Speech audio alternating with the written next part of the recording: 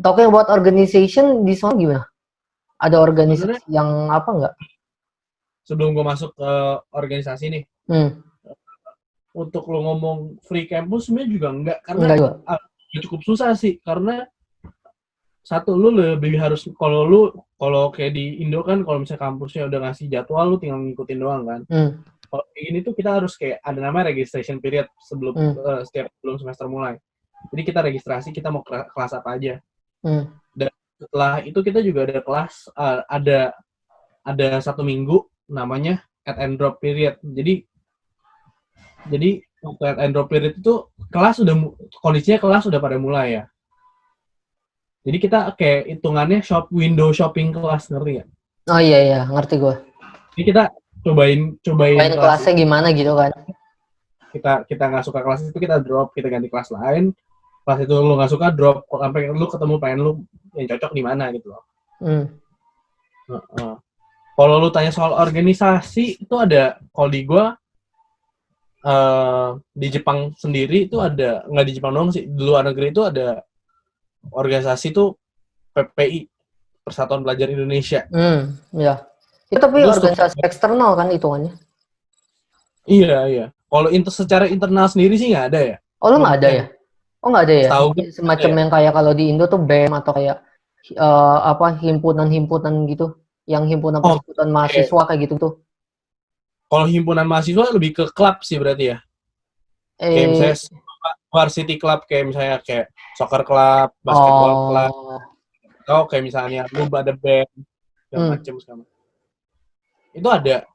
Tapi kalau misalnya tentang kayak organisasi eksternal kayak PPI gitu, itu bagian ruang lingkupnya itu benar-benar gede. Jadi misalnya secara singkat dulu ya. Jadi kayak dari pertama tuh paling atas tuh PPI dunia. Jadi organisasinya satu dunia lah gitu loh. Misalnya dari PPI Amerika, PPI Jepang, PPI Australia, itu semua pusatnya itu kayak organisasi. Turun lagi ke regionalnya kayak Asia, Oceania, Eropa, segala macem. Terus turun lagi ke negaranya itu. Kayak gue ini kan PPI Jepang ada. Kalau di Jepang sendiri tuh ada dua lagi di bawahnya dia, Komsat namanya. Komsat sama Korda. Komsat tuh kayak di Jepang kan regionnya juga banyak kan. Komsat tuh kayak region-region Jepang, kayak misalnya Kanto tuh Tokyo dan sekitar. Ada Kansai, Osaka dan sekitar gitu-gitu.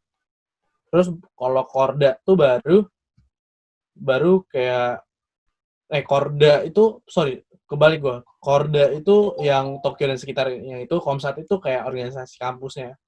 Jadi PPI TIAYU misalnya gitu. Jadi mahasiswa Indonesia yang kuliah di TIAYU gitu loh. Gitu. Oh, itu dari segi eksternal ya. Berarti kalau dari segi club activities itu lebih masih kayak umum, basket, futsal kayak gitu atau ada event-event yang menarik yang ibaratnya kalau misalnya lu ajang promosi kayak salah satu event yang menarik atau kur yang menarik yang membuat jadi balik lagi hal unik gitu kan di kampus tuh, jadi keunikan sendiri di kampus tuh ada nggak? Ada. Organisasi MUN. Model United Nation. Oh iya, gue tahu tuh. Iya, nah, itu di sini tuh benar-benar populer sih MUN-nya sih. Jadi belajar cara MUN, gue sih nggak ikut ya. Jadi kayak gue nggak ngerti secara detailnya. Jadi yang gue tahu tuh MUN ya dari kampus-kampus gitu kan. Dari kampus juga gitu. Kadang-kadang ada konferensi yang lu bisa jalan-jalan juga hitungannya. Oh iya sih, menarik juga karena di gua kan kampus gua lagi proses membentuk hima juga kan. Lagi bukan proses sih, udah menjadi juga, dan salah satu program waktu itu MUN Club, makanya gua tahu tuh United Nation klub gitu. Jadi gimana dia berinteraksi kayak bikin semacam UN Club, dan gimana nanti dia keluar juga. Itu kan banyak banget tuh kompetisinya di hubungan internasional, di hukum, itu banyak banget sih.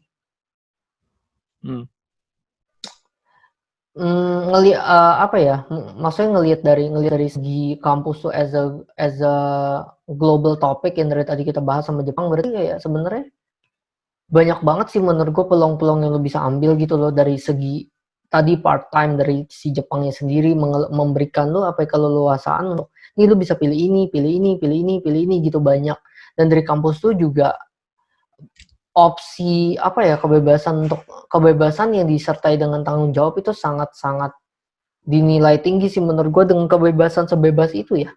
Untuk bisa Iya. milih apa, walaupun tetap diatur maksudnya minimum requirement berapa, tapi kayak nggak mengatur itu gitu loh. Makanya gue kaget juga, oh gitu loh. Ya, lu ngomong gini juga kayak when you put it that way ya bener juga sih, kayak Iya kampus gue kan, tuh kayak lebih ke free but bukan responsible iya, gitu tapi loh. lebih ke responsibility lu juga dicek dan Iya, di tes juga gitu loh, iya, seberapa responsibel sih lu gitu loh. iya, iya sih. And maybe sebelum gue nutup topik Jepang ini, gue mau ke yang topik-topik sekarang nih. COVID. Salah satunya bukan cuma Indonesia, bukan cuma Amerika, bukan cuma ya bukan seluruh dunia lah, including Jepang. Dan Jepang tuh salah satu yang menurut gue lumayan casualties-nya lumayan. Itu mengefek kuliah lu seberapa banyak, dan lu jadi tinggal di Jepang gimana nih? Lebih was-was kah, atau jadi biasa aja, atau udah ada protokol yang apa gimana, atau gimana lu sekarang di sana? Untuk COVID ya, untuk COVID dan COVID COVID tapi lu sendiri, kaitinnya ke ini aja. Daily life lu sama kuliah lu tuh jadinya gimana? kalau COVID kemarin Jepang tuh sempat state of emergency atau lockdown ya. Hmm. Jadi Kemarin tuh sempet sempat parah kan, Ji? lockdown, semua toko tuh beberapa Hmm. pada semua toko tutup. Hmm. Dan sama sih seperti kayak yang lu lihat di berita-berita internasional kayak di Amerika, di Eropa, pada panic buying juga ada gitu loh. Tapi kalau misalnya tentang COVID di Jepang tuh ya, satu, ya bosen sama kayak lu pada di Indonesia yang lu kalau waktu kemarin lagi lockdown ya bosen, bener-bener bosen karena ya lu Di di rumah rumah doang. doang. Iya, iya.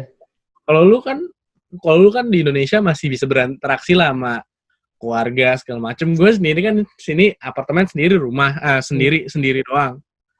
Jadi kayak apa sehari-hari ya nonton, main game, terus belajar juga jarang sih. Terus teleponan sama teman, main game bareng sama teman gitu sih. Iya. Dan sempet tuh di Jepang tuh nggak pernah tuh waktu awal-awal COVID tuh, toilet paper, tisu toilet, mereka kehabisan semua di toko, semua manapun lu cari nggak ada. Gue sampai waktu itu sebelum gue ke Jepang, gue bawa tisu toilet sama tisu box beginian nih. Gue kasih lihat nih, tisu beginian. Ini merek itu ya Paseo. Gue bawa dari Indo. Lu takut gak ada ya? Lu berarti buat sebelum kuliah deh, buat waktu itu zaman lagi lockdown gitu sendiri, lu bahan-bahan lu beli online, atau lu tetap keluar, atau gimana sih biasanya kalau di Jepang? Gue tetap keluar, gue supermarket. Karena kan se-heavy casualty itu kan waktu itu, kayak strict banget kan gue denger Jepang. Sampai Disneyland ditutup, apa ini itu semuanya juga. Iya. Disneyland pernah ditutup. Terus juga kalau misalnya soal makanan sehari-hari ya gue tetap pergi ke supermarket masih bisa, tapi pasti precaution, pakai masker. Gitu. Ya kalau secara COVID sendiri pasti kedampak sih semuanya, kehidupan sehari-hari juga. Yang dulu gue sering cabut-cabut ke Tokyo, jalan-jalan ke teman-teman, ini juga nggak bisa, cuma nongkrong di rumah. Untuk makanan ya jarang, yang gue dulu sering makan di luar jadinya sekarang jarang, lebih sering masak. Tuh. Belajar skill baru lah, J. Masak, J. Iya. Balik jadi chef buat bonyok lu lah. Kemarin balik tuh. Iya kan? Gara-gara lu jadi sering masak kan.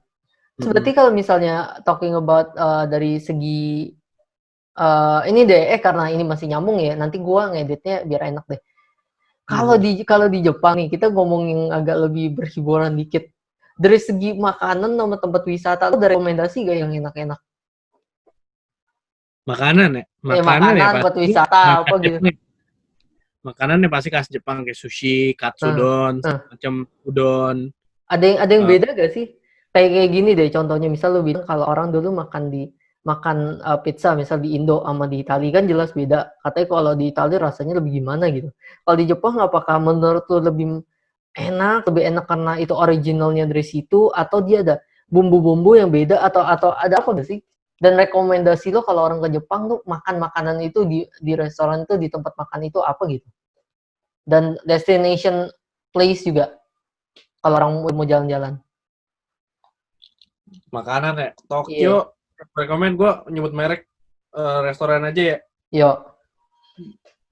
Kalau lu mau all you can eat yang murah sekitar 180.000 sampai 250.000 rupiah, itu ada namanya Gatsol. Itu gue rekomend banget. Kalau misalnya makanan yang lu harus cobain, ramen di Kebukuro ada namanya, waktu gue lupa, tapi terus ada Gyukatsu Motomura. Kalau untuk orang ngomong Ichiran ramen enak atau enggak, kalau pada nanya biasa aja. Menurut gue biasa aja ya. Terus kalau misalnya tempat wisata yang kayak lu pada tahu, Disneyland, Disney Sea, terus setelah itu paling ya spot-spot kayak Shinjuku, Shibuya. Ya. Tapi meskipun mereka termasuk populer spots, juga pasti ada dark side, sisi gelapnya juga dari spot-spot tersebut gitu loh. Dia juga tetap harus hati-hati juga. Ya, iya sih. Tapi kalau Jepang, kalau ngomong itu ya tempat, makanya gue bilang lu nggak salah juga buat lu pilih itu jadi hubungan internasional. Since itu juga tempat wisata dan orang sering ke sana kan, jadi cultural exchange menurut gue jadi sesuatu yang biasa banget sih. Kayak basically mulai dari karya-karya dia, produksi misalnya dari as simple as anime gitu, itu kan dia mempopulerkan masakan-masakan dia, mempopulerkan dia punya tourism spots. Makanya kalau sebutin kota-kota di Jepang, mostly kayak gua atau orang-orang Indonesia biasanya udah tahu. Tokyo at least, apalagi tadi lu bilang toko ramen ini itu tempat makan juga, beberapa juga pasti udah tahu. Karena emang terkenal dan seenak itu kan di sana. Maksudnya both the destination place and its food also. Food's good. Destinations also kayak menarik juga. Pengeluaran makan nggak sih, Ji? Sana? Pengeluaran ya, gue sebulan ya hidup sini ya. Makan doang ya, gue ngomong soal bayar rent dan. Oh itu mahal nih, kalau udah ancang-ancangnya gitu mahal nih kayak ini. Kalau makan doang ya paling 4 juta lah, cukup lah sebulan. 4 juta sampai 5 juta sebulan. Itu gila. Kalau total berapa berarti? Total biasanya gue biasa 13,5 sih. Sebulan? 13,5. Sebulan? 1 bulan. Men, gila. Berarti setahun hampir bisa 150-an. Iya kan?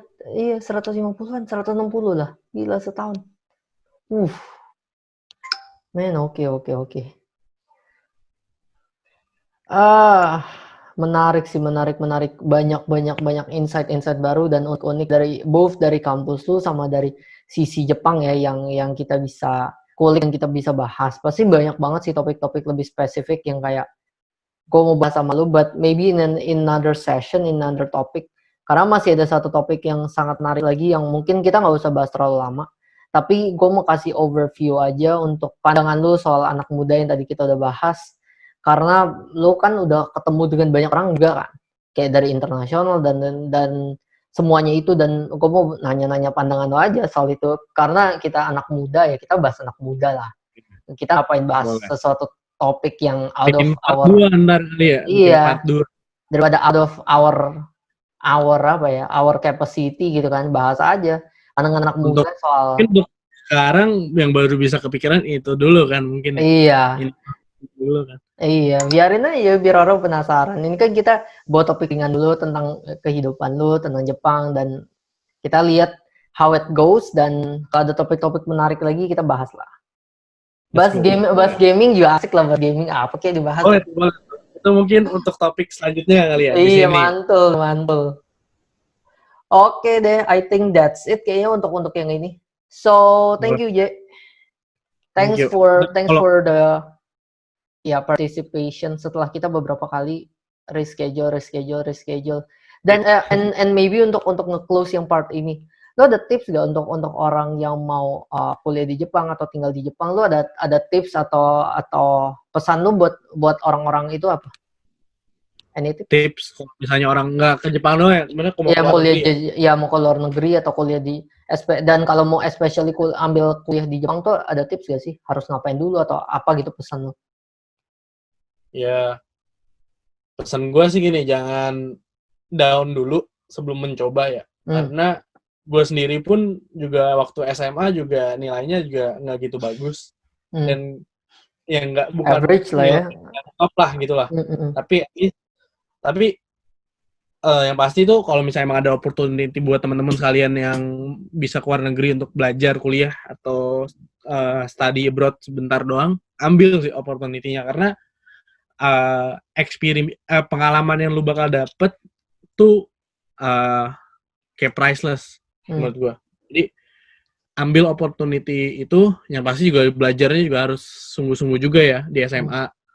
Kalau misalnya teman-teman masih SMA nih mau mikir mau kuliah kemana, kalau misalnya mau ke Jepang pun juga ya mulai belajar bahasa Jepang dikit-dikit. Nanti juga di sini pasti bantuin. Dan juga jangan takut kalau misalnya mikir kayak ntar negara baru gue bingung nih ntar temennya gimana segala macem. Jangan khawatir karena pasti banyak yang pasti lu bakal punya temen lah istilahnya gitu loh. Nggak mungkin lu cuma sendirian karena satu lu dengan luar negeri itu koneksi lu makin banyak, temen lu juga makin banyak gitu. Gitu doang sih paling ya, yang pasti jangan down dulu, ambil semua opportunity yang lu dilempar kepada lu gitu loh, kalian semua. Oke, thanks for the time, thanks for the tips, thanks for the message, dan kalau gitu I think sampai jumpa di video podcastku berikutnya sama MJ ngebahas soal yang tadi sebenarnya dia udah singgung juga sih soal pandangan kita sama terkait dengan dunia selanjutnya, dengan dunia kuliah dan apakah untuk bersikap produktif dan pemikiran anak muda yang seharusnya menurut kita tuh kayak gimana, dan kita akan diskusi itu, dan menurut gue itu sangat keren. Normal. Iya nih. New normal. Zaman new normal sebenarnya apa yang lu bisa manfaatkan dari situasi di COVID di mana lu harus stay at home dan lain sebagainya. Kita bakal kupas, kita bakal bahas pandangan temen gue yang notabene udah banyak ketemu orang juga ya dari teman-teman di Indo dan di luar juga. Jadi kayak kita bakal sharing lebih banyak lah tentang itu. So until then, until the next podcast. Thanks, J. Thanks. Bye.